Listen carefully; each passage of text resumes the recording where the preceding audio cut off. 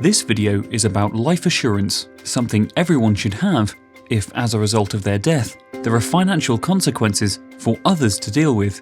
The most obvious example of this is for anyone who has family members, a spouse or children, who are going to be affected should the worst happen unexpectedly.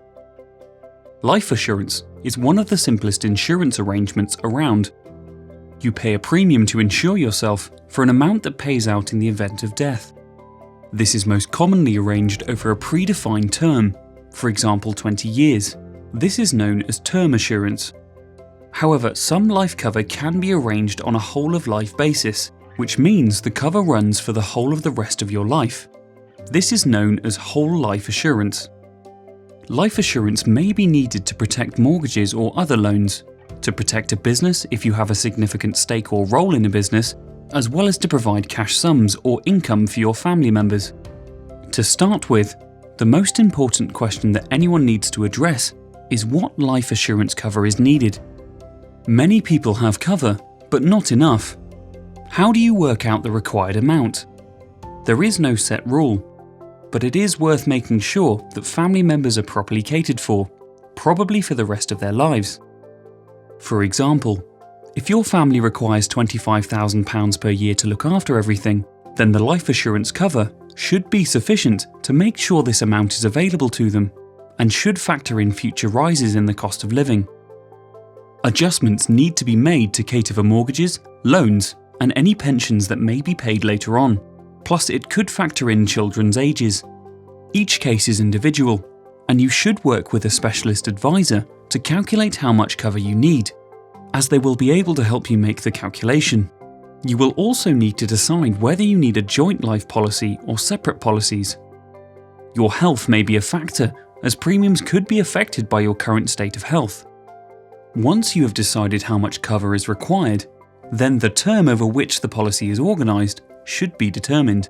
Do you need cover for 10 years, 20 or more? Or a whole-of-life policy?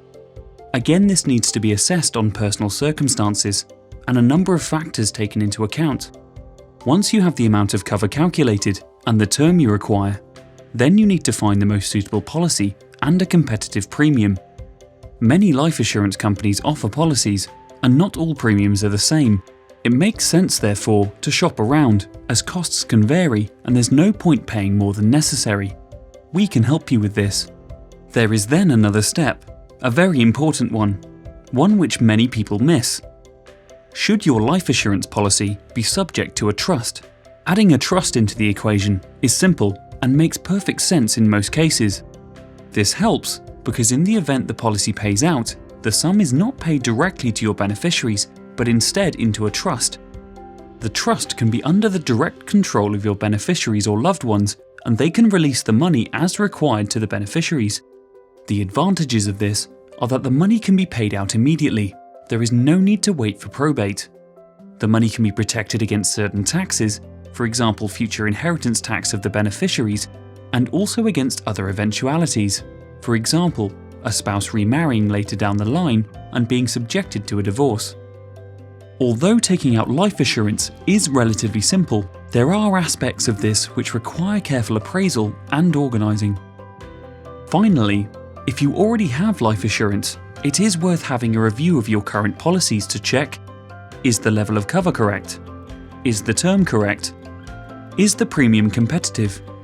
Is the overall way this is currently organised the most efficient way? We can help you with all of this, whether you're looking for life assurance cover or looking to review your existing policies.